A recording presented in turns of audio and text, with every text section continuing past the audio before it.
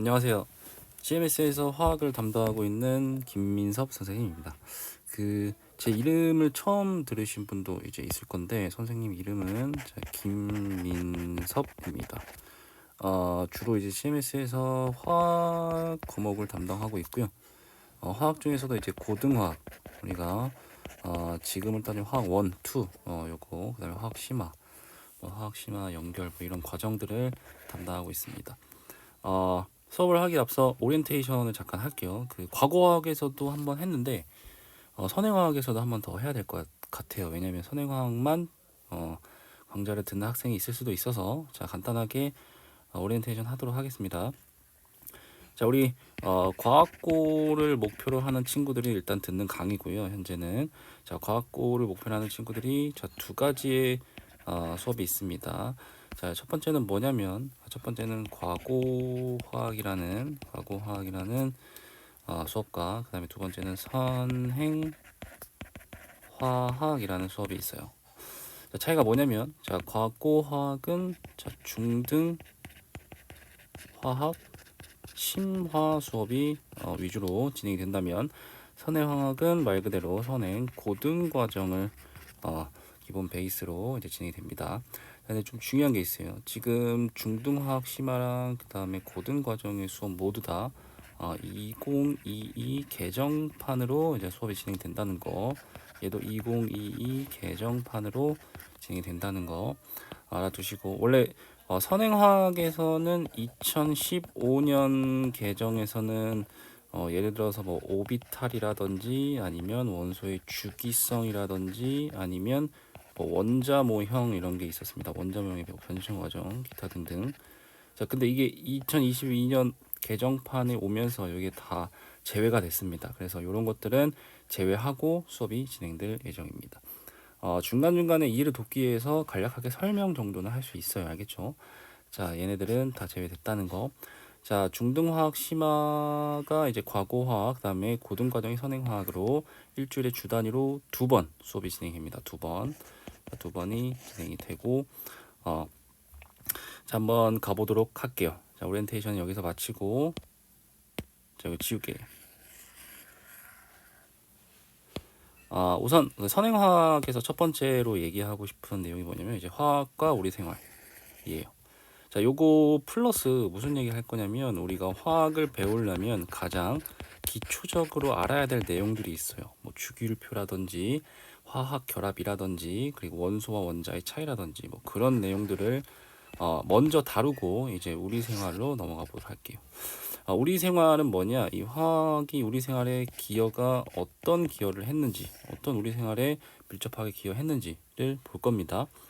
자, 일단 과거학에서도 마찬가지로 먼저 봤듯이 우리 핵심 키워드가 5가지가 있네요. 그죠? 이 5가지 핵심 키워드를 같이 작성해 보고 수업을 시작해 보도록 하겠습니다. 첫 번째는 원소와 그 다음에 원자에 대한 차이를 한번 살펴볼 거고, 두 번째는 이제 원자의 구성이 어떻게 되는지 한번 보겠습니다. 자, 그 다음에 세 번째 화학하면 제일 먼저 뭐가 떠올리니 얘들?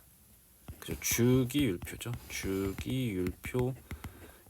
자, 그 다음에 화학 결합이라는 걸 하겠습니다. 화학 결합. 자, 그 다음에 마지막에는 자, 화학과 우리 생활.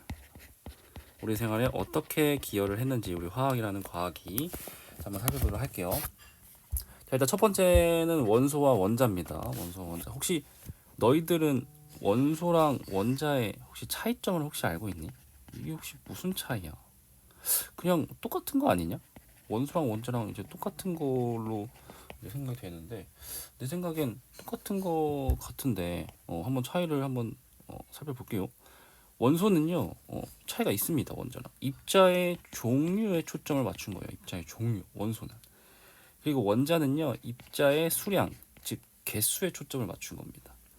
그래서 이렇게 간단하게만 구분하시면 돼요. 예를 들어서 이제 H2O가 있다. H2O.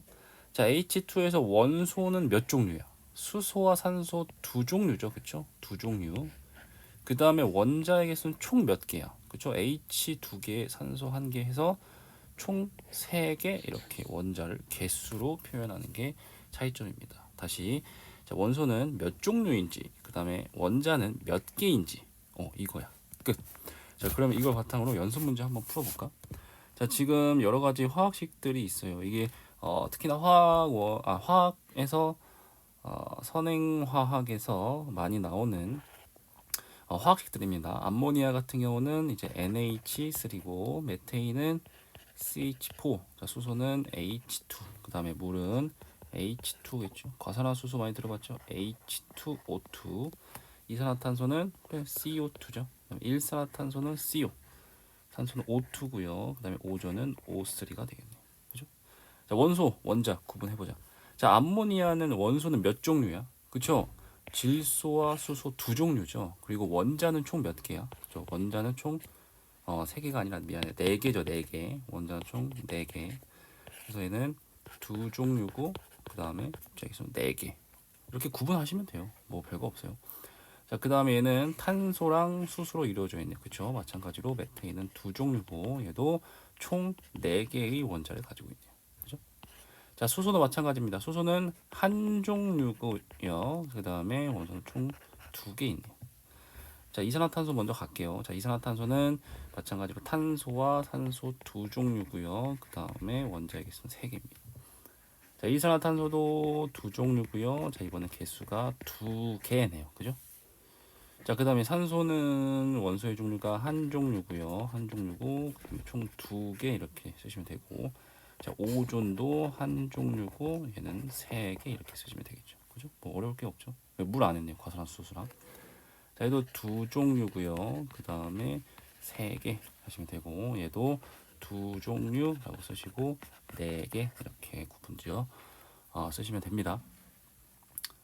선생님이 한번 질문 하나 해볼까요? 여기서 체크를 한번 해볼게요. 몇 가지 물질들을. 자, 요 녀석 있어요. 요 녀석. 그 다음에 요 녀석 있습니다. 요 녀석 있어요. 요 식기도 있습니다. 그 다음에 없네요. 그죠? 혹시 얘랑 얘 요 3가지 물질들의 공통점이 뭔지 아니? 공통점? 혹시 눈치 채신 분들 있나요? 공통점은 뭐냐면 원소의 종류가 하나야, 하나. 무조건 다 한 종류로 돼 있어. 자, 이렇게 원소의 종류가 하나인 걸 우리 화학에서 뭐라고 부르냐면, 우리 화학에서는 호돈소 물질이라고 합니다. 5글자로. 그래서 여기 밑에다가 한번 써볼게요. 호원소 물질. 자, 호돈소 물질은 뭐냐? 자, 원소의 종류가 그냥 무조건 한 개면 돼. 원소의 종류가 한 개인 물질. 자, 이게 호돈소 물질입니다. 자, 여기까지 알아가시고, 자, 다음은 원자의 구성이네요. 그죠? 원자의 구성은 다들 중등화학에서 많이 배웠죠. 우리도 간단하게 짚어보도록 하겠습니다. 자, 첫 번째는, 자, 원자는 주로 요 가운데에 원자핵이라는 게 있어요. 그죠? 원자핵. 원자핵은 기본적으로 플러스 전하를 띄고, 그 다음에 원자의 중심에 있습니다. 이걸 원자핵이라고 부르죠. 자, 그 다음에 이 원자핵을 한번 자세히 살펴보면 이렇게 돼 있네요. 그죠? 여기 양전하가 이렇게 있고요. 그다음에 양전하가 아닌 중성 상태에 이제 뭔가 있네요. 그죠? 자, 이 양전하를 띠는 걸 우리가 양성자라고 합니다. 양성자. 그다음에 전하를 띠지 않는 걸 중성자라고 합니다. 그래서 원자핵은 양성자와 중성자로 이루어져 있고, 혹시 이 중성자의 역할이 뭔지 아니? 중성자의 역할?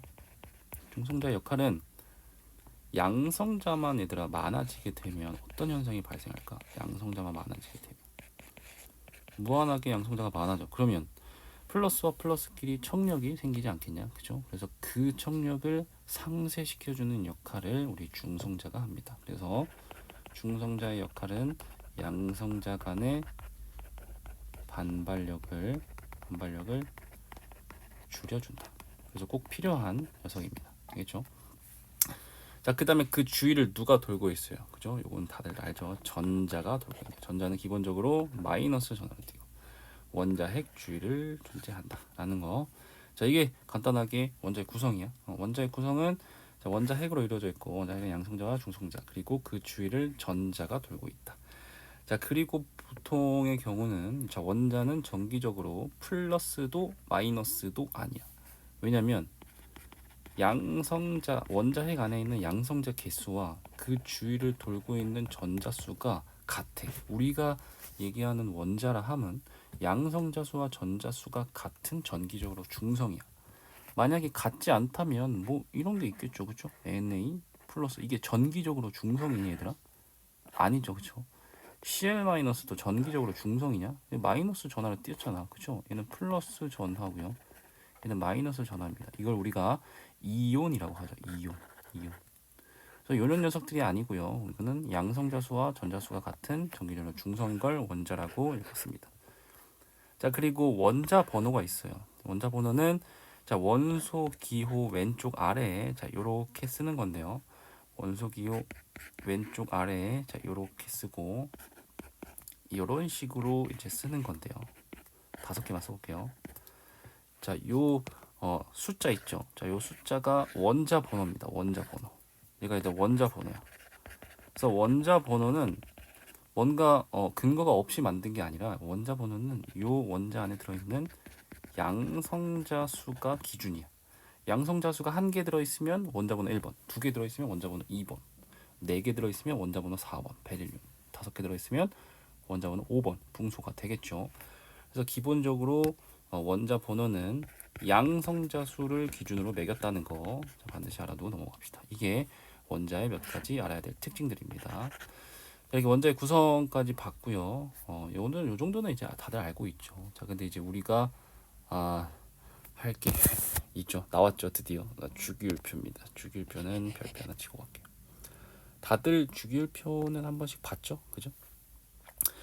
주기율표 혹시 외우신 분 있나요? 1번부터 20번까지 외우신 분? 그럼 잘했어. 하지만 외우지 않으셔도 이번 선행화학에서 우리 선생님이랑 같이 수업을 듣는 학생들은 주기율표는 아마 다 외워야 할 겁니다. 그래서 자, 주기율표는 반드시 외우고 넘어가셔야 한다는 거. 주기율표는 암기가 필수입니다. 주기율표를 암기하지 않으면 아무런 문제도 풀 수가 없어요. 알겠죠? 자, 주기율표를 간단하게 한번 분석해 봅시다. 주기율표는 뭔가 이제 족이 있고요. 그 다음에 주기가 있네요. 그죠? 뭔가 족은요, 공통적인 성질들이 같은 것끼리 이렇게 모아둔 겁니다. 뭔가 이제 공통적인 성질들이 같은 것끼리 모아둔 거야. 자, 그 다음에 주기도 마찬가지야. 공통적인 성질이 같은 것끼리 이렇게 모아둔 겁니다. 자, 그 공통적인 성질이 뭐냐? 자, 족은요, 요 세로줄입니다. 세로줄. 자, 세로줄은 이렇게 써보세요. 자, 원자과 전자가 같은 것끼리 모아둔 거야. 예를 들어서 자, 원자과 전자가 하나고 원자과 전자 2개, 원자과 전자 3개, 원자과 전자 4개, 5개, 6개, 7개, 8개 이렇게 모아둔 겁니다. 선생님, 그럼 원자과 전자가 뭐예요? 원자과 전자가 뭐예요? 원자과 전자는 이렇게 한번 써볼게요. 가장 바깥 껍질에서 반응에 참여할 수 있는, 이렇게 써요. 반응에 참여할 수 있는 전자의 개수라고 한번 써볼까요? 자, 가장 바깥 껍질에서 반응에 참여할 수 있는 전자의 개수를 우리가 원자과 전자라고 합니다. 선생님, 그럼 껍질은 뭐죠? 우리가 아까 앞에서 그 원자 모형 배웠잖아. 그죠? 원자의 구성. 근데 특히나 이제 전자를 설명했어요. 전자가 원자 핵 주위를 이렇게 돌고 있어요. 그죠? 근데 그냥 안 돌아. 그냥 안 돌고 전자가 일정한 궤도를 타고 돌아요. 궤도를 타고. 그 궤도를 우리가 뭐라고 부르냐? 전자 껍질이라고 부릅니다. 전자 껍질. 그래서 이 전자 껍질을 타고 전자가 돌거든. 그래서 이제 원자 모형을 한번 밑에 그려보면 실제로 앞에 그림처럼 돼 있는 게 아니라 이렇게 첫 번째 원자 핵이 있으면 그 주위를 전자 껍질이 둘러싸고 있어요. 전자 껍질이 이렇게 동그라미로 한번 이렇게 전자 껍질, 자, 요렇게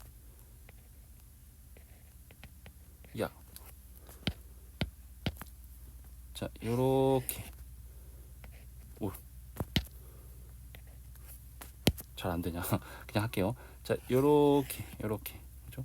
자, 그 다음에 요렇게도 이렇게 돌아요. 그죠? 다시 한번. 자, 요렇게도 돕니다. 됐죠? 이 정도면 됐지? 그래서 요 궤도를 타고 돌아요. 그걸 우리가 전자 껍질이라고 하고, 그 전자 껍질을 안쪽 껍질부터 이제 번호를 매기는데 그걸 우리가 1주기라고 하고, 미안해. 자, 1주기. 왜 이러니? 요거를 이렇게 1주기, 그 다음에 2주기, 그 다음에 3주기, 그 다음에 4주기 이렇게 이름을 붙입니다. 1, 2, 3, 4주기. 뭐 5주기면 5주기. 자, 그게 뭐냐? 이게 주기야, 주기. 이게 주기야. 주기가 뭐냐면 전자가 들어있는 전자 껍질 수가 같은 것끼리 모아둔 겁니다. 자, 주기가 1이면 1번 껍질, 그 다음에 2면 2번 껍질, 2주기, 3주기면 3번 껍질, 4주기면 4번 껍질, 5주기면 5번 껍질 이렇게 가는 겁니다. 알겠죠? 그냥 만들어 놓은 게 아니라 이렇게 규칙성을 어느 정도 이제 근거를 이씨 만든 겁니다. 그래서 자, 요거를 한번 채워볼게요. 자, 일단 원자과 전자에 대한 개념을 다시 한번 짚어보면 가장 바깥 껍질에서 반응에 참여할 수 있는 전자의 개수죠. 자, 이게 전자를 채워 넣으실 때 원자 모형에 일단 전자가 들어갈 건데, 자, 원자 핵이 이렇게 있고 그 주위를 전자가 이렇게 돌고 있어요. 그죠? 전자가. 자, 지금 가장 바깥 껍질이 누구야? 원자 핵 입장에서 1주기죠. 그쵸? 그럼 당연히 어디에 배치하셔야 돼요? 1주기에 배치하시면 돼요. 1주기에. 그 다음에 이제 원자과 전자 몇 개죠? 그죠? 가장 바깥 껍질에 전자 있는 건 이 녀석 하나밖에 없잖아. 그치? 자, 그러면 1주기 1쪽에 배치하는 겁니다. 그럼 얘가 원자번호 1번 수소가 되는 겁니다. 수소. 자, 그 다음에 하나 더 채워 넣어 볼게요. 자, 요렇게. 그죠? 자, 그러면 아직까지 몇 주기? 1주기. 그럼 아직까지 1주기 유지야. 자, 얘는 원자번호 2번 헬륨입니다. 헬륨. 자, 헬륨은 좀 예외적으로 18쪽에 배치하도록 할게요. 자, 그 다음에 나머지는 다 규칙성이 똑같아. 자, 1주기에는 공간이 좀 작잖아. 그치? 그래서 전자가 더 못 들어가. 최대 2개밖에 더 못 들어가. 자, 그래서 그 다음 전자를 넣을 건데 그 다음 전자는 2주기부터 들어갈 수 있거든. 그래서 2주기부터 하나 넣어볼게요. 자, 그럼 몇 주기로 내려와야 돼? 그렇죠. 2주기로 내려와야 돼. 그치? 자, 2주기로 내려오면 자, 다시 원자과 전자가 몇 개야? 그냥 바깥 껍질이 얘가 되겠죠. 그래서 원자과 전자가 그죠, 하나가 다시 되겠죠. 그럼 2주기 1쪽에 배치하는 겁니다. 2주기 1쪽에 배치하는 겁니다. 그러니까 원자번호 3번 리튬인 거야. 알겠죠? 자, 하나 더 채워 넣어볼까요? 요 밑에다가 이렇게 채워 넣어볼게요. 자, 지금 아직까지 몇 주기? 2주기. 그리고 원자과 전자 몇 개? 그죠? 2주기가 가장 바깥 껍질이니까 2개가 되겠네요. 얘랑 얘가 되겠네요. 그죠? 자, 그러면 2주기에 2족이니까 얘가 원자번호 4번 베릴륨입니다. 베릴륨. 자, 하나 더 채워 넣어 볼게요. 하나 더. 자, 얘가 원자과 전자가 이제 3개죠. 원자과 전자가 3개니까 얘가 원자번호 5번 붕소입니다. 선생님, 왜 얘는 3이 바로 2족 다음에 3족이 아니라 13족이 나옵니까? 얘네는 아직 설명하기 좀 어려운데요. 그 전이 원소라는 것 때문입니다. 전이 원소는 우리 오비탈에서 우리 d 오비탈에 관한 내용들을 좀 알아야 돼요. d 오비탈의 전자가 채워지는 걸 전이 원소라고 하는데요. 자, 요런 녀석들 때문에 2족 다음에 3족이 아니라 13족으로 넘어온 겁니다. 근데 지금은 우리는 간단하게 이렇게 하자. 원자과 전자가 1개, 2개, 그냥 3개 이렇게 하셔도 됩니다. 그 다음에 4개, 5개, 6개, 원자과 전자 7개. 그 다음에 얘는 8개 뭐 이렇게 갑니다. 자, 그 다음에 하나 더 채워 넣어볼게요. 자, 얘는 뭐냐면, 자, 얘는 4개죠. 원자과 전자 4개. 얘가 원자번호 6번 탄소입니다. 탄소. 자, 하나 더 넣어봅시다. 자, 하나 더 넣어보면, 자, 얘가 원자번호 6번. 아직까지 몇 주기? 2주기죠. 그러면 원자과 전자 몇 개? 5개죠. 그쵸? 얘가 원자번호 7번 질소입니다. 질소. 자, 하나 더 채워 넣어볼게요. 자, 얘가 원자번호 8번 산소입니다. 산소. 원자과 전자 6개죠. 자, 하나 더 채워 넣어볼게요. 하나 더. 자, 얘가 원자번호 9번 플로린입니다. 플로린. 자, 하나 더 할게요. 자, 아직까지 몇 주기? 2주기. 하나 더 채워 넣어볼게요. 자, 얘가 원자번호 10번 네온입니다. 네온. 그죠?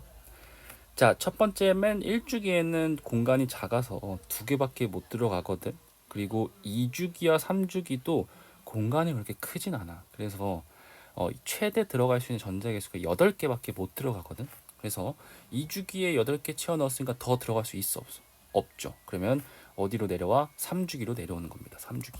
여기 3주기로 내려오겠습니다.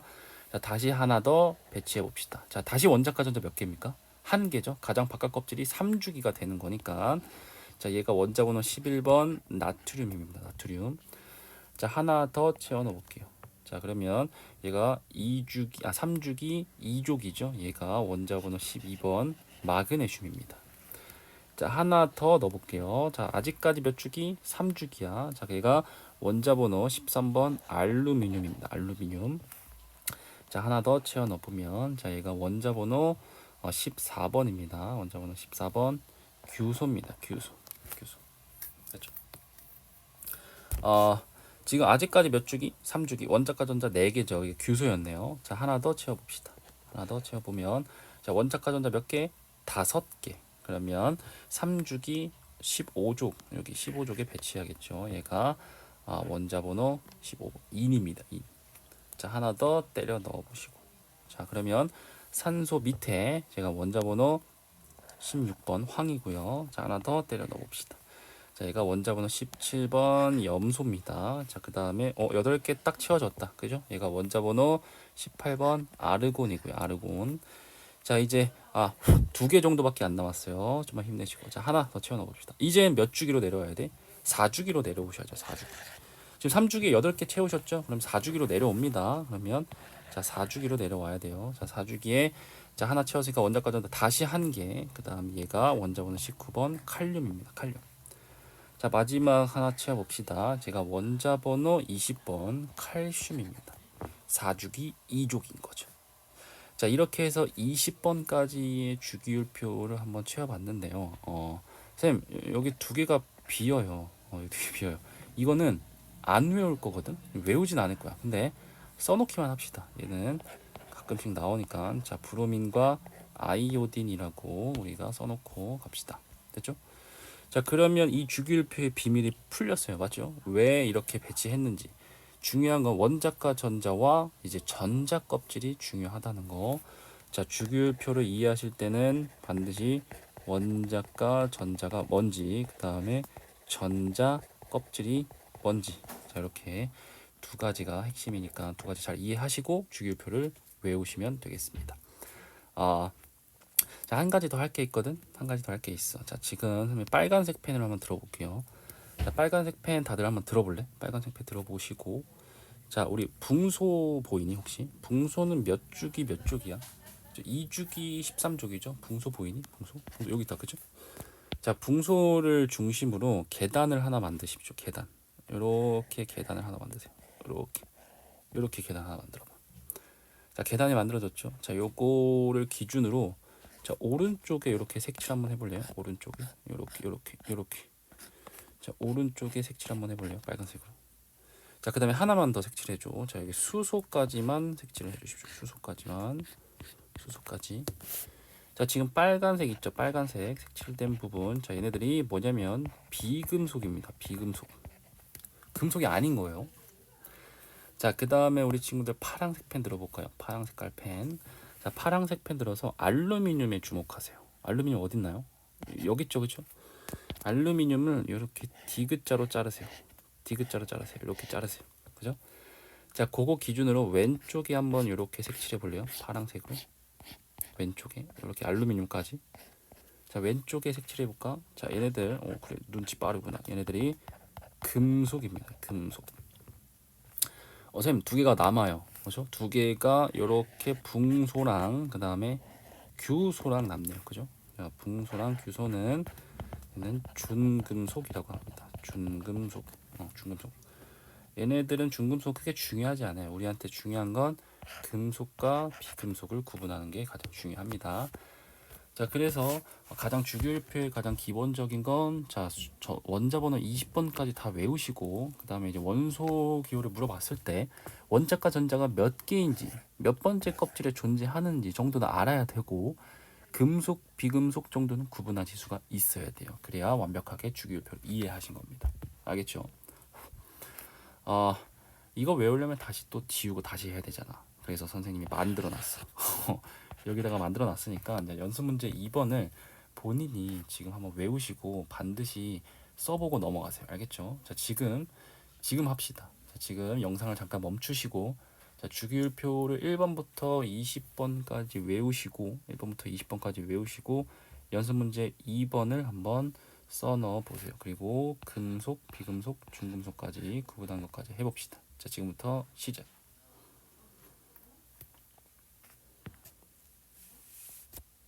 자, 됐죠? 다 했니? 너 안 하고 있는 것 같은데?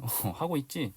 알겠어. 믿어볼게. 자, 연습 문제 2번은 자, 얘랑 마찬가지로 작성을 해주시면 되겠습니다. 반드시 주기율표 외우셔야 돼.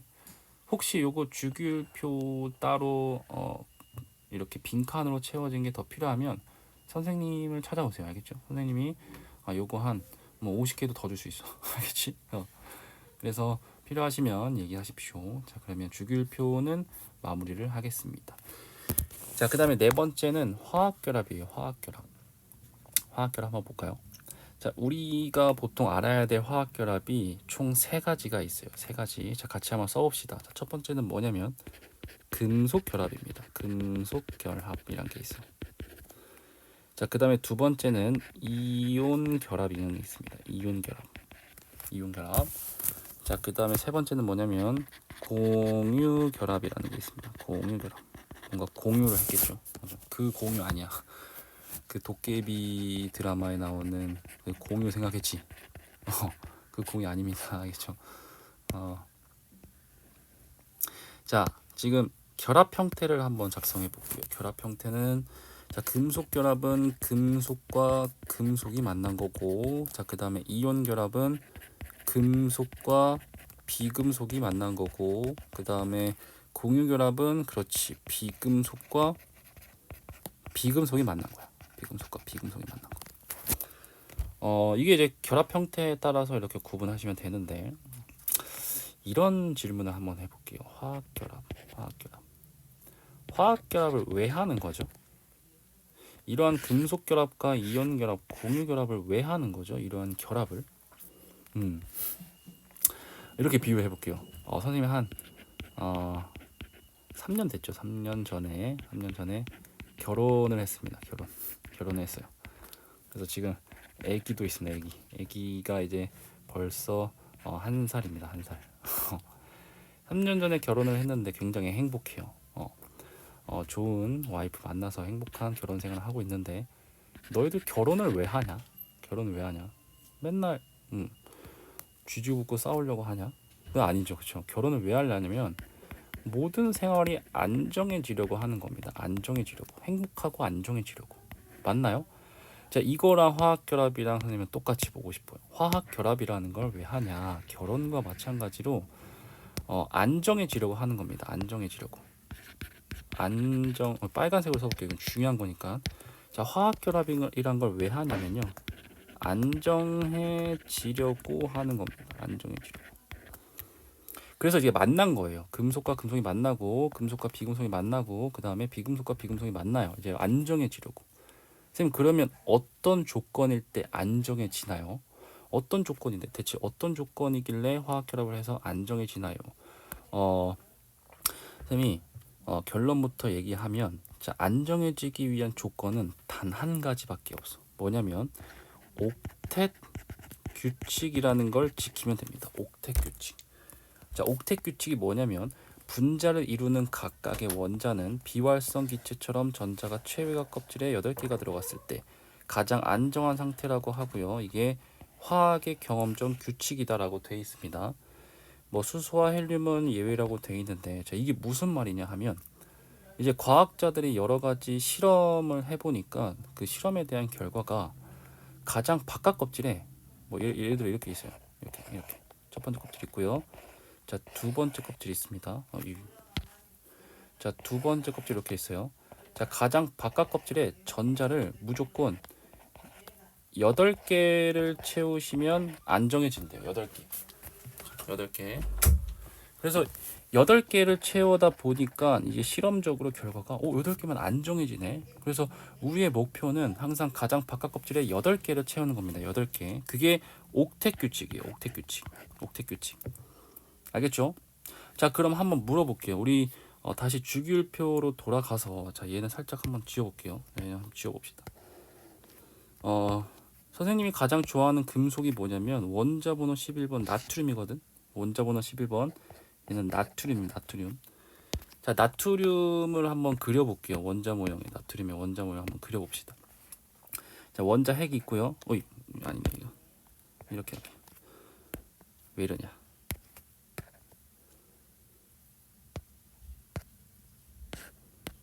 자, 원자 핵이 이렇게 있고요. 그 다음에 그 주위를 누가 돌고 있다? 그렇죠. 전자가 이렇게 돌고 있어요. 이렇게. 오, 잘 그렸다. 그죠? 자, 나트륨은 원자 번호 11번이니까 전자도 양성자도 11개입니다. 자, 그러면 첫 번째 껍질에 2개 들어가죠. 맞나요? 그리고 두 번째 껍질에 몇 개 들어가? 두 번째 껍질에 8개 들어가죠. 자, 지금 몇 개 채웠어? 10개 채웠죠? 하나 더 나왔네요. 그죠? 하나 더. 자, 이렇게 채워봅시다. 자, 그럼 몇 주기? 3주기. 원자과 전자 몇 개? 1개. 그러면 이거 3주기 1쪽에 있어야겠네요. 맞네요. 3주기 1쪽에 있습니까? 보이시죠? 자, 근데 한번 물어볼게요. 현재 나트륨은 안정한가요? 현재 나트륨은 안정한가요? 불안정한가요? 안정한가요? 불안정한가요? 안정하지 않죠. 안정하려면 가장 바깥 껍질에 전자를 몇 개를 채워라? 8개를 채워라. 그죠? 그럼 8개를 채우려면 얘가 방법은 두 가지야. 첫 번째, 자, 전자를 7개를 어디서 가져오면 돼. 이거 가져오면 돼. 그리고 8개 채울 수 있잖아. 그죠? 자, 근데 반대로 전자 하나를 그냥 버려도 돼. 전자 하나를 버리는 게 훨씬 더 쉽지 않겠냐? 7개 가져오는 것보다. 그래서 요렇게 나트륨 같은 경우는 요렇게 전자 하나를 버려서 요렇게 되면 안정해지니? 그죠? 8개 채웠으니까 안정해지죠?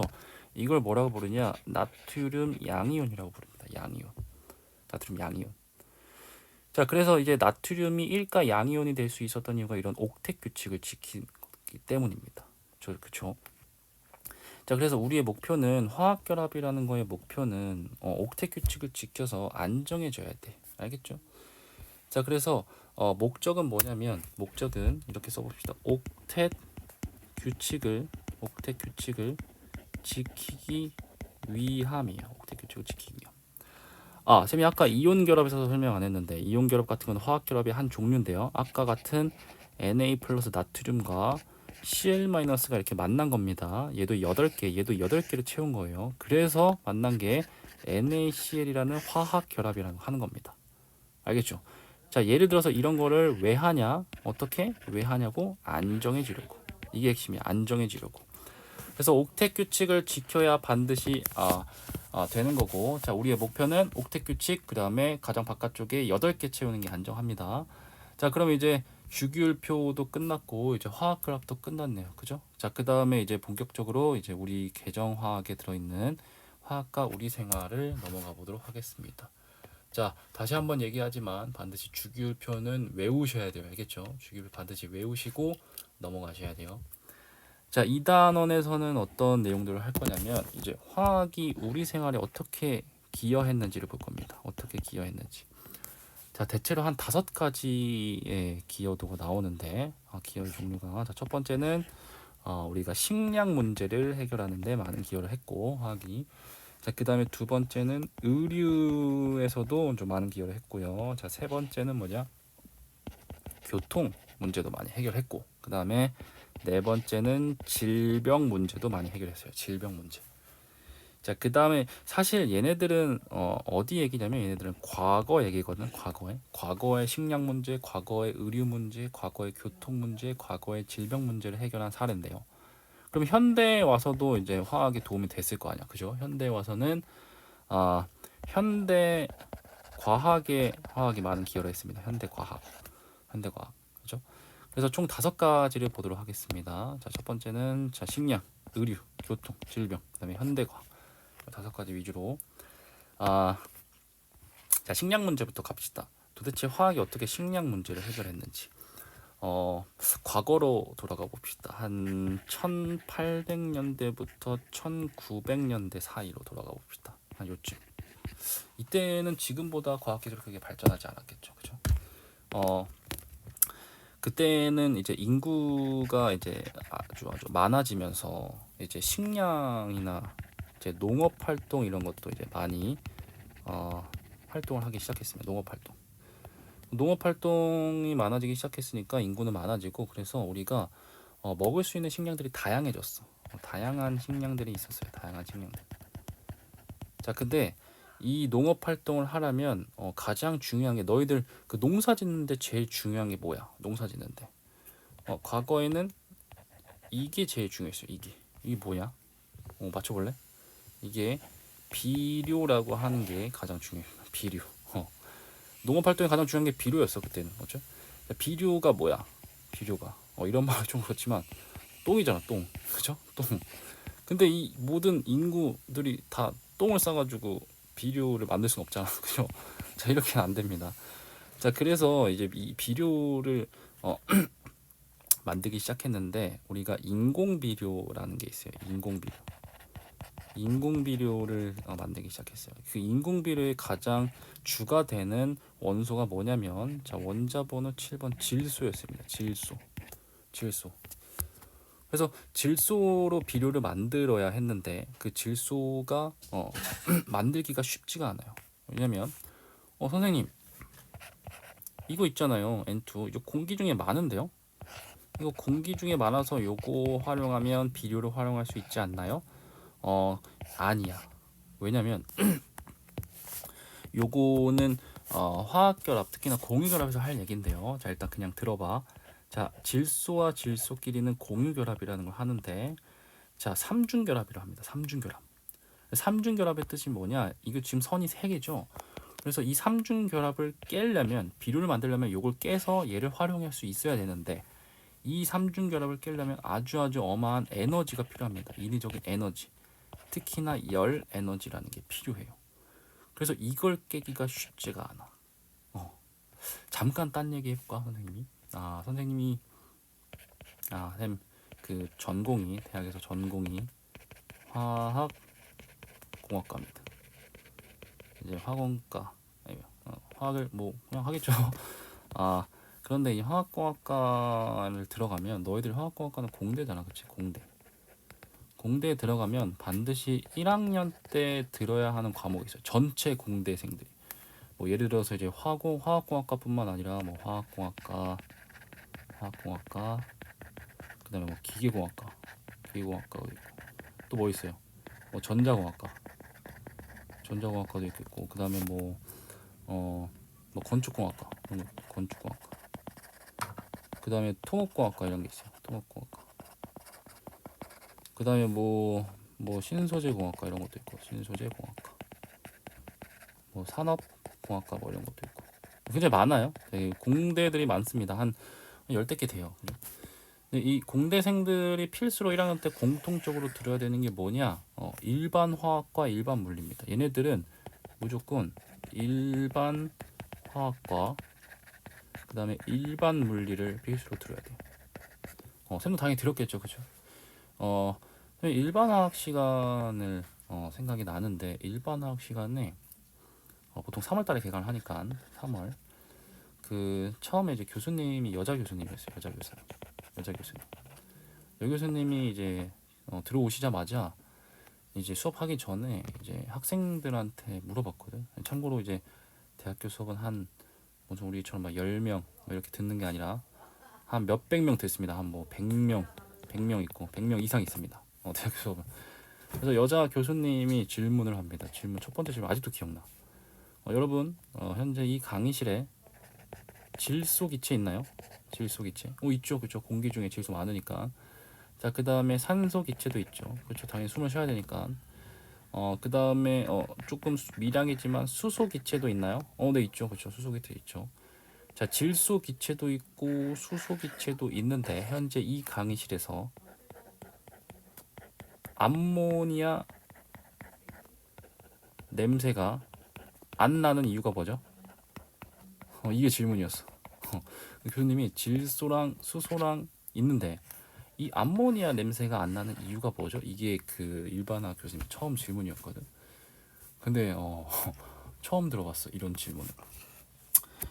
교수님 많이 공부 많이 하셨더라고. 그래서 암모니아 냄새가 안 나는 이유는 뭐냐면 이 질소기체와 수소기체를 만들어서 암모니아를 만들려면 아까 말했죠. 이 질소 같은 경우는 삼중결합이에요. 그죠? 그 다음에 수소기체 같은 경우는 단위결합입니다. 얘도 사실 깨기 어렵습니다. 화학결합을 깨기 어려운 힘이야. 얘를 깬 다음에 그 다음에 얘도 깬 다음에 이걸 만들어야 되거든. 근데 자연계에서 이걸 깨기가 쉽지 않았어. 게다가 1800년대잖아. 그죠? 그래서 이걸 깰 수 있다면 암모니아 냄새를 날 수가 있었을 텐데 자, 그 냄새가 나타나지 않았던 이유는 이 자체로 안정했기 때문입니다. 이 자체로 안정했기 때문에. 화학결합이라는 거 아까 앞에서 설명했죠. 화학결합이라는 걸 왜 한다? 화학결합을 왜 한다? 안정해지려고 하는 거야. 안정해지려고. 알겠어? 자, 현재 이 자체로 안정한데 왜 굳이 이걸 깨서 암모니아로 만들려고 하냐? 그래서 냄새가 안 나는 겁니다. 알겠죠? 자, 조금 더 들어가면 머리 아프니까 여기까지만 할게요. 자, 마찬가지입니다. 이제 질소를 열 에너지를 가해서 깨기가 쉽지 않은데 이게 그 당시에 하버라는 사람이 성공을 했어요. 성공을 했어요. 어떻게 성공했냐? 자, 반응식을 한번 밑에다 써볼게요. 자, 지금 질소 기체를 수소 기체로 이렇게 반응시켜요. 그냥 반응하는 게 아니라 이렇게 밑에 이제 실험 과정이 있죠. 열 에너지를 이용해서 이제 가열을 해서 반응을 시키는데, 자, 이렇게 해서 우리가 암모니아를 만들어요. 암모니아는 참고로 이렇게 생겼어요. 암모니아는 H 이렇게 생겼습니다. 요거는 우리 공유 결합할 때 다시 한번 할 루이스 구조식이라는 건데, 지금은 그냥 듣고 흘리셔도 됩니다. 이게 암모니아거든. 이 암모니아를 만들면 얘네들은 그렇게 깨기 어려운 건 아니야. 그래서 얘네들이 만들어지면 얘네들이 토양에 있는 여러 가지 물질들과 반응해서 우리가 비료로 주로 뭐가 사용되냐? 암모늄 이온 또는 NO2 E-. 자, 이런 거 많이 이제 사용이 됩니다. 오케이?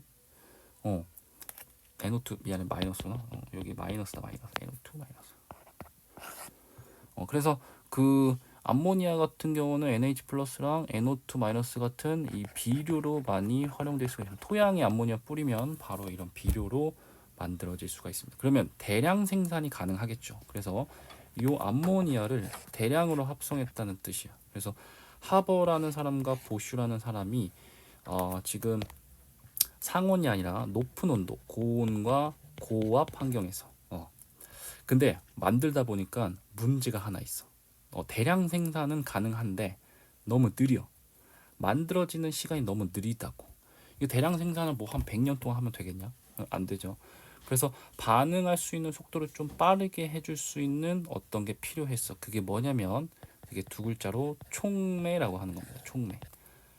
그래서 여기서의 촉매는 산화철이라고 하는 건데요. 그 촉매를 활용해서 반응 속도를 높여주고 암모니아의 대량 생산이 가능했다. 그래서 인류의 식량의 발전에 식량 대량 생산에 기여를 했다라는 게 첫 번째 키워드였습니다. 그래서 첫 번째는 암모니아라고 쓸게요. 암모니아.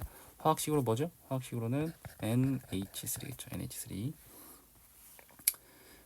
한번 읽어보고 넘어갈까요? 자, 고온 고압의 반응 용기에서 질소 기체와 수소 기체가 반응시켜서 암모니아 생성된다. 냉각 코일은 끓는 점이 높은 암모니아를 액화시키며 반응하지 않은 질소와 수소는 재사용된다. 생성된 암모니아는 제거하면 암모니아의 생산이 커진다. 자, 이런 내용들이 있고, 자, 그러면 식량 문제에서 중요한 건 거의 암모니아 많이 나와요, 그죠? 자, 그래서 두 번째는 의류입니다. 의류 문제 해결에도 화학이 많은 기여를 했어요. 뭐냐? 첫 번째로 한번 읽어볼까? 최초의 합성 섬유. 그 다음에 스타킹 이런 거예요. 널리 이용되는 거. 혹시 뭔지 아니? 이게 의류가 밑에 한번 써볼까요? 한 20세기 초까지만 해도 그렇게 발전되지 않았어요. 20세기 초까지만 해도. 근데 그때는 당연히 인공 섬유가 아니라 천연 섬유를 많이 썼습니다. 자연에서 이제 만들 수 있는 것들, 천연 섬유. 뭐 예를 들어서 면이라든지 막 이런 재료들을 이용해서 옷을 만들었어요. 그런데 얘네들 장점이 많아요. 장점이 뭐냐면 흡습성이 좋아요. 땀을 잘 흡수할 수 있다고. 그 다음에 촉감도 좋아요. 촉감도 굉장히 좋습니다. 촉감도 좋아요.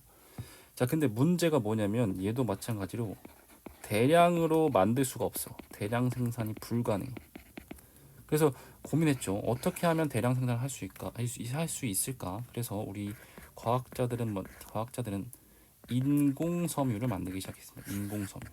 자연계에 존재하는 게 아니라 인공 섬유. 그 인공 섬유의 대표가 최초의 합성 섬유이자 이게 나일론이라는 겁니다. 들어봤죠? 나일론. 최초의 합성 섬유. 잘 늘어나는 거. 스타킹 등 의류에 널리 이용된다. 오케이? 자, 여기다가 필기를 한번 해볼까? 좀 빠진 내용들이 있어서 저는 좀 지울게요.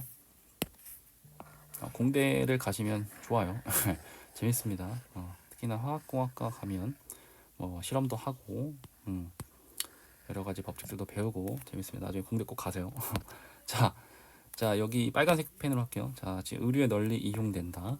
자, 여기다가 만든 사람이 있어요. 미국의 화학자입니다. 캐러더스라는 사람이 개발했습니다. 이래서 놓자. 캐러더스가 개발했다. 그죠? 왜냐면 요 이름도 많이 나오더라고. 오케이. 자, 그 다음에 두 번째는 면섬유의 대용으로 잘 구겨지지 않고 빨리 마르는 특징이 있다. 대표적으로 뭐가 있죠? 너희들 그 와이셔츠 많이 입죠? 와이셔츠. 많이 입을 일 없니? 교복 많이 입잖아, 그렇지? 와이셔츠가 조금 화학식으로 표현하면 폴리에스터라고 합니다. 폴리에스터. 화학적으로 얘기하면 폴리에스터. 이게 나일론이 아니라 와이셔츠야, 와이셔츠. 그래서 폴리에스터도 많이 나오는데, 자, 여기도 빠진 내용들이 있어서 빨간색으로 써볼게요. 자, 얘는요, 폴리에스터는 오늘날에 나일론보다 더 가장 많이 사용된다고 합니다. 가장 많이 사용돼요. 오늘날에 가장 많이 사용된다 하면은 폴리에스터 쓰시면 됩니다. 알겠죠? 자, 그 다음에 세 번째는 물이 스며들지 않고 야외용 의류에 사용된다. 주로 이제 야외용 의류 하면 선생님은 등산복 이런 게 떠올랐거든요. 등산복. 등산복 유명한 브랜드가 뭐가 있냐? 뭐가 있어? 제일 유명한 노스페이스 땡. 이거 유명하죠, 그죠? 그다음에 뭐가 있어요? 또 뭐가 있어? 디스커버 땡. 다 얘기해야 된다 이러면. 그다음에 또 뭐가 있어? 아이땡. 그다음에 블랙 야땡. 이런 게 있어. 블랙 야땡. 뭔지 알지? 이런 게 이제 등산복인데 자세히 너희들 등산복 한번 살펴보면 물이 잘 스며들지 않는 그 방수가 잘 되는 그 소재를 우리가 보통 고어텍스라는 걸 많이 쓰거든. 고어텍스. 그래서 야외용 의류에 주로 고어텍스 같은 방수 물질이 많이 사용돼. 방수할 수 있는 방수가 잘 되는 재료들, 소재. 자, 마지막은 이겁니다. 아크릴계 합성 섬유로 땀이나 물과 반응하면 열을 내는 특징. 뭔가 소재가 열을 낸다. 이것도 한번 볼까요? 너희들 그 열을 내는 옷이 뭐가 있냐? 히트텍 많이 입잖아. 히트텍. 그쵸, 겨울에. 히트텍은 또 유명한 브랜드가 뭐가 있어요? 첫 번째 유니클땡 있죠. 유니클땡. 그 다음에 뭐 스파땡 있죠. 스파땡. 그죠? 자, 여기서는 히트텍이 많이 잘 팔린대. 그래서 요 히트텍을 조금 고급스러운 말로 이걸 발열섬유라고 합니다. 발열섬유. 그래서 요거 네 가지. 나일론은 최초의 합성 섬유로, 그 다음에 캐러더스가 개발했다. 폴리에스터는 오늘날 가장 많이 사용되는 거, 그 다음에 고어텍스는 야외용 의류 하면 되고, 그 다음에 발열섬유는 열을 내는 소재다. 알겠죠? 자, 의류는 여기까지 하고요. 그 다음에 교통 및 주거 문제를 해결했습니다. 화학이 또. 자, 어떻게 해결했는지 한번 보도록 하겠습니다. 우리가 보통 이제 교통이나 주거하면 교통과 이제 건축이 많이 이제 떠오르게 되는데, 자, 교통과 건축을 이제 건설을 할 때 가장 많이 사용되는 소재가 뭐겠냐? 이거죠, 이거. 이거 아니냐? 그죠? 이게 뭐야? 이게 철이죠, 철.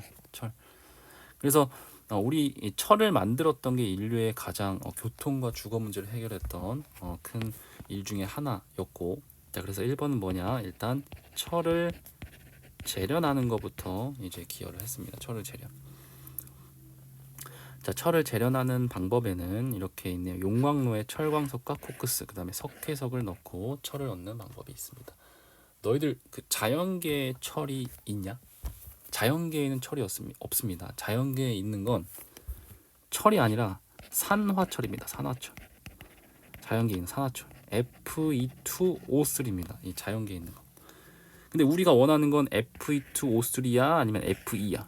그죠? Fe2만 원하는 거야. 그러면 산소를 여기서 떼어내야 되는데 그게 쉽지가 않아서 당대. 근데 이제 어떤 과학자가 요걸 이제 떼어낼 수 있는 방법을 이제 고안을 했어요. 자, 그게 총 3단계 과정으로 되어 있습니다. 일단 요걸 떼어내기 위해서는요, 일산화탄소가 아주 제격이에요. 일산화탄소. 그래서 일산화탄소도 그냥 만들어지지 않을 거냐? 아니야, 그죠? 이것도 인공적으로 만들어야겠죠. 그래서 일단 일산화탄소부터 만들어 볼게요. 자, 일산화탄소는요, 코크스라고 하는 자 탄소를 하나 갖다 놔요. 탄소. 코크스라고 하는 탄소를 갖다 놔요. 그 다음에 얘랑 산소 기체랑 반응을 시켜요. 자, 근데 완전 연소되는 게 아니라 불완전 연소, 연소가 완벽하게 안 된다라면 자, 지금 일산화탄소가 만들어질 수가 있습니다. 자, 요거는 한번 옆에다가 좀 중요한 내용을 해서 한번 써볼게요. 자, 지금 어떤 물질이 완전 연소될 때랑 불완전 연소될 때랑 생성 물질이 달라요. 자, 탄소가 완전 연소되면 무조건 CO2가 나옵니다. 그 다음에 불완전 연소되면 CO가 나와요. 알겠죠? 자, 그래서 CO를 이렇게 불완전 연소를 통해서 만들었어요. 그죠? 자, 요걸 누구랑 반응시키냐면 Fe2O3랑 반응을 시킵니다. CO랑 반응을 시켜요. 자, 그럼 뭐가 되냐? 자, 요 CO가 굉장히 불안정해서 요 산소를 가져오려고 하는 습성이 강합니다. 그래서 자, 뭐가 되냐면 자, 철이 이렇게 따로 분리가 되고요. 그 다음에 이산화탄소가 다시 나옵니다. 이산화탄소. 자, 어때? 지금 이게 철 따로 분리가 됐니? 이렇게 해서 산화철에서 철을 순수한 철을 뽑아내는 반응식이 요 반응식이다라는 겁니다. 자, 근데 이 산화철이 철광석이라고도 하는데요. 자, 여기에 순수 산화철만 있는 게 아니라 여러 가지 불순물도 섞였어요. 그래서 요 불순물도 같이 이제 제거를 해줘야 되는데, 자, 불순물을 제거해 주기 위해서는 참고로 불순물은 SiO2라는 이산화규소야. 이걸 없애는 게 목표야. 자, 없애려면 일단 뭐가 필요하냐? 탄산칼슘이라는 게 필요해. 탄산칼슘. CaCO3라고 하는 탄산칼슘을 열분해를 통해서 이제 여기다 열을 가하면 산화칼슘이라는 게 하나 나오거든. 산화칼슘과 그 다음에 이산화탄소가 이렇게 나와요. 열분해. 그래서 얘를 열로 분해하게 되면 이렇게 되는데요. 자, 왜 이걸 열분해를 했냐? 얘가 좀 필요해요. 산화칼슘. 왜냐? 이 산화칼슘과 우리가 제거해야 될 SiO2를 다시 반응시켜요. 그럼 뭐가 되냐? CaSiO2라는 슬러그가 생깁니다. 슬러그. 요 슬러그는 얘는 철광석에서 엄청 잘 떨어져요. 철광석에서 엄청 쉽게 떨어지는 거. 그래서 슬러그만 만들 수 있다면 이런 불순물도 제거할 수 있었다라는 겁니다. 그래서 요 반응식 정도는 우리가 좀 외워줄 필요가 있습니다. 첫 번째, 자, 불완전 연소해서 일산화탄소 만들었고, 그 다음에 그 일산화탄소가 산화철에서 산소를 뺏어서 일단 순수한 철을 만들 수 있었고, 자, 근데 철광석에 있는 불순물을 제거하려면 이산화규소를 제거해야 되는데, 그러기 위해선 탄산칼슘이라는 걸 활용해서 산화칼슘이라는 걸 만든다. 그리고 열분해를 통해서, 자, 그리고 그 산화칼슘이 얘랑 이산화규소랑 반응시켜서 슬러그라는 걸 만든다. 그러면 쉽게 분리할 수가 있다. 이게 이 내용입니다. 알겠죠? 자, 이렇게 해서 철의 재련 방법을 한번 살펴봤고요. 자, 이렇게 재련된 철이 여러 가지 건축 재료에도 많이 쓰였네요. 그죠? 봅시다. 자, 강철. 뭐 말 그대로 철인데 강하다라는 거죠. 자, 강철은 선철보다도 단단하고 내구성이 높아 튼튼한 건축물에 사용된다. 자, 그 다음에 철근 콘크리트. 철근을 콘크리트로 감싸 만든 자재로 철근이 공기와 접촉하는 것을 줄여 부식을 방지한다. 자, 그 다음에 유리. SiO2가 유리입니다. 유리의 주성분인 모래, 석회석을 첨가한 뒤 고온에서 녹여 만든다. 이게 여러 가지 건축 재료들로 많이 쓰이는 거다 정도는 알고 넘어갑시다. 자, 그 다음에 네 번째는요, 이제 질병 문제를 또 해결한 케이스가 있어요. 질병 문제. 자, 질병 문제는 과거에 최초의 항생제를 누가 만들었냐? 이 미안해. 최초의 항생제가 무슨 이름이냐? 이게 페니실린입니다. 페니실린. 자, 현재 항생제가 많은 항생제가 있지만 그 당시에 이제 항생제 최초로 만든 물질이 페니실린이라고 하는 겁니다. 자, 그 다음에 너희들 그 머리 아플 때 주로 뭐 먹냐? 머리 아플 때 집에서 약 먹죠. 약 중에는 혹시 이 약 유명하죠? 이거 뭐야? 뭔지 알지? 타이레놀. 뭐 이것도 땡이라고 해야 되나요? 타이레놀을 많이 먹죠. 이 타이레놀의 주 성분이 뭐냐? 이게 아스피린입니다. 아스피린.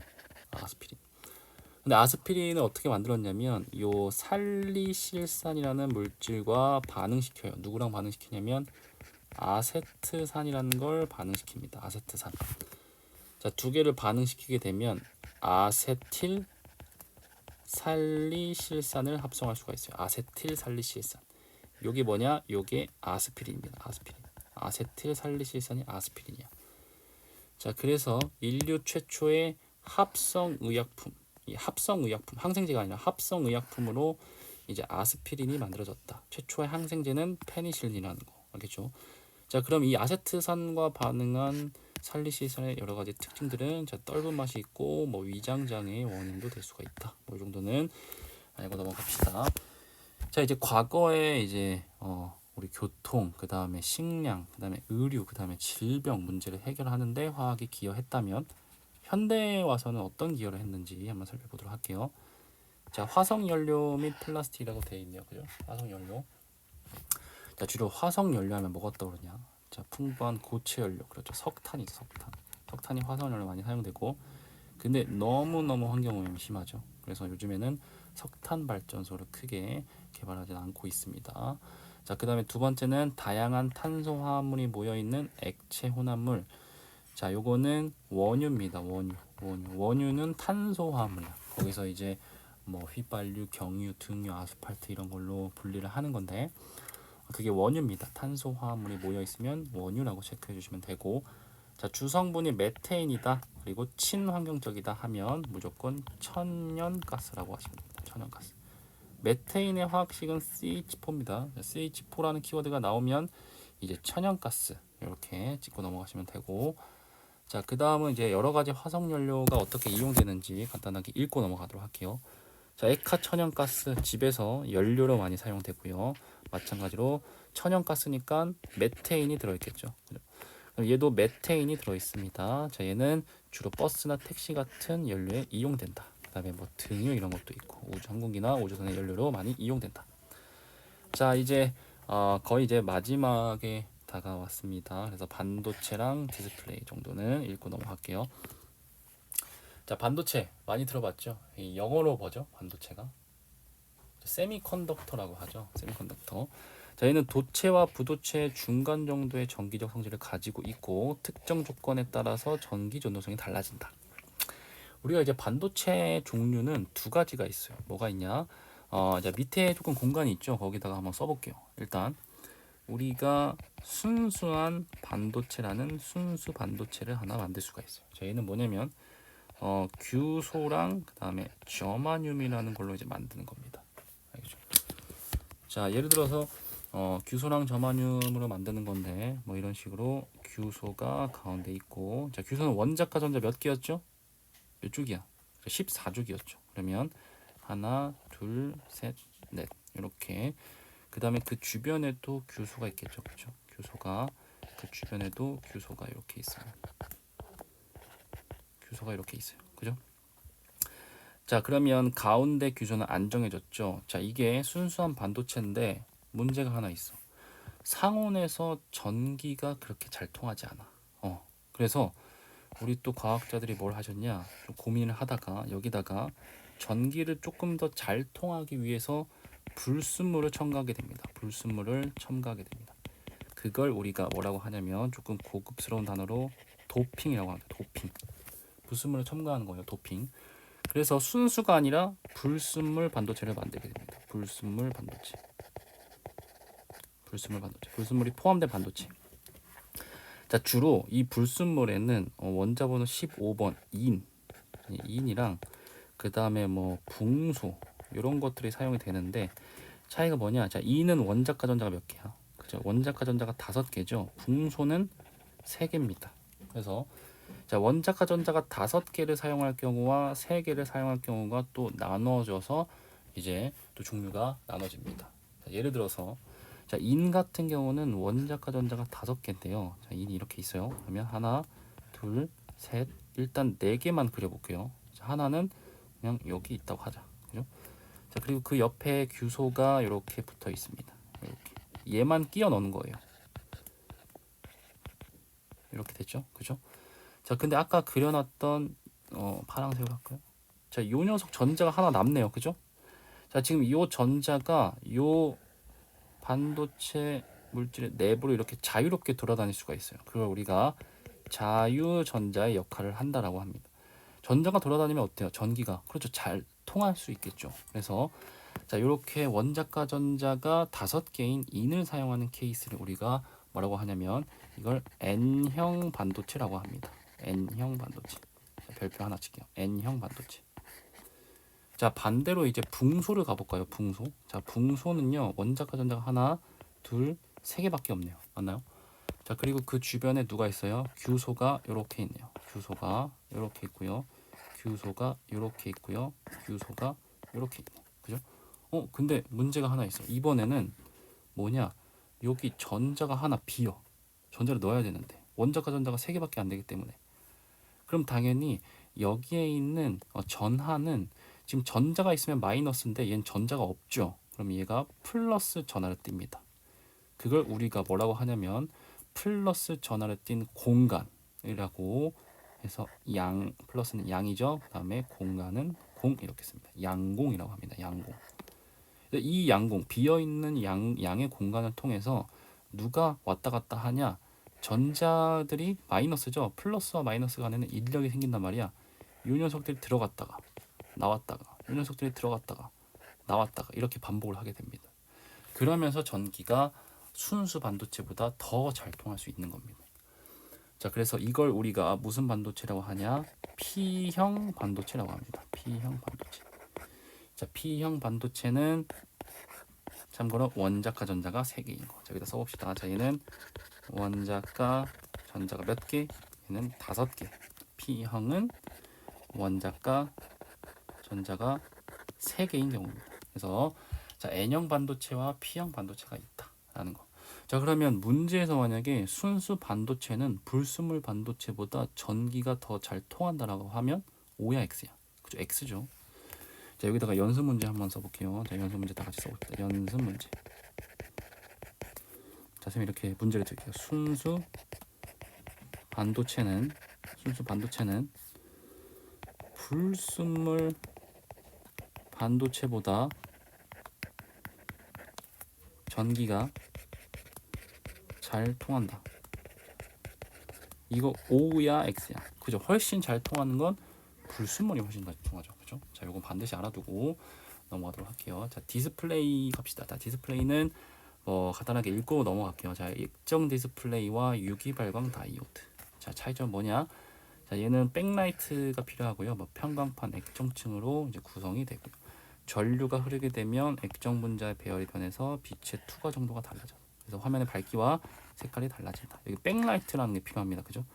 얘는 스스로 빛을 낼 수가 없어요. 그래서 반드시 백라이트라는 게 필요하고, 자, 유기 발광 다이오드는 뭐겠냐? 스스로 빛을 낼 수 있는 OLED라는 게 있습니다. 이 OLED는 종류에 따라서 색깔이 달라져요. 그래서 자체 발광이 가능해서 백라이트가 필요 없어요. 그리고 휘거나 접을 수 있는 유연함이 있다. 간단하게 정리하면 얘는 자체 발광이 안 되고요. 자체 발광할 수가 없고 얘는 자체 발광이 가능합니다. 자체 발광이 가능. 거의 이제 끝났는데 여기 안 나와 있는 내용이 있어서 하나만 필기하고 갈게요. 우리가 이제 3번에서는 화학 전지라는 걸 한번 써볼게요. 화학 전지. 자, 화학 전지도 마찬가지로 2가지의 종류가 있었는데요. 첫 번째는 리튬 이온 전지라는 게 하나 있고, 그 다음에 두 번째는 수소 연료 전지라는 게 있어요. 수소 연료 전지. 자, 차이점은 간단하게, 자, 리튬 이온 전지는 자, 리튬 이온의 이동으로 전기 에너지를 생산한다. 이렇게만 써두시고, 자, 수소 연료 전지는요, 수소와 산소를 반응시킵니다. 반응시켜서 생성물로 뭐가 나오냐? 물 나옵니다. 물만 생성시키는, 그러니까 물만 만들면 환경적이야, 친환경적이야? 그렇죠, 친환경적이죠. 친환경적 전지라고 할게요. 친환경적 전지. 자, 요거 두 개만 좀 알고 넘어갑시다. 첫 번째는 리튬 이온 전지, 그 다음에 수소 연료 전지. 어떤 게 더 친환경적이야? 수소 연료 전지가 더 친환경적입니다. 자, 이렇게 해서 화학에 기여한 현대 과학까지 봤고요. 정리해 보시면 첫 번째 원소와 원자 종류 구분할 수 있겠죠, 그렇죠? 원자의 구성, 원자 핵 그리고 전자 들고 있다. 자, 그리고 주기율표는 반드시 외우십시오. 20번까지. 자, 원자과 전자, 그 다음에 전자 껍질 의미가 중요했고, 자, 화학 결합을 왜 한다? 그렇죠, 안정해지려고 하는 겁니다. 안정해지기 위한 조건은 옥텟 규칙을 반드시 지켜야 됩니다. 옥텟 규칙은 가장 바깥 껍질의 8개를 만족시켰을 때 안정해진다. 자, 그리고 화학에 우리 생활에 기여한 4가지 과거에 식량, 의류, 교통, 질병. 여기서 식량엔 암모니아, 의류에서는 나일론과 폴리에스터 등이 중요했고, 그 다음에 철을 재련해서 자연계에서 산화철에서 철을 단독으로 뽑아낼 수 있는 3가지 반응식 반드시 암기해 두시고, 그 다음에 질병 문제도 해결했네요. 아스피린, 그죠? 아스피린. 자, 그 다음에 화석연료 있고, 메테인은 CH4다. 그 다음에 이제 반도체와 디스플레이, 요거 안 했네요, 그죠? 다 반도체. 자, 한번 읽어봅시다. 규소와 저마늄 같이 원자과 전자가 4개인 원소로만 이루어진 반도체를 순수 반도체라고 하죠. 자, 그 다음에 원자과 전자 3개와 5개인 불순물을 첨가하는 걸 불순물 반도체라고 합니다. 그죠?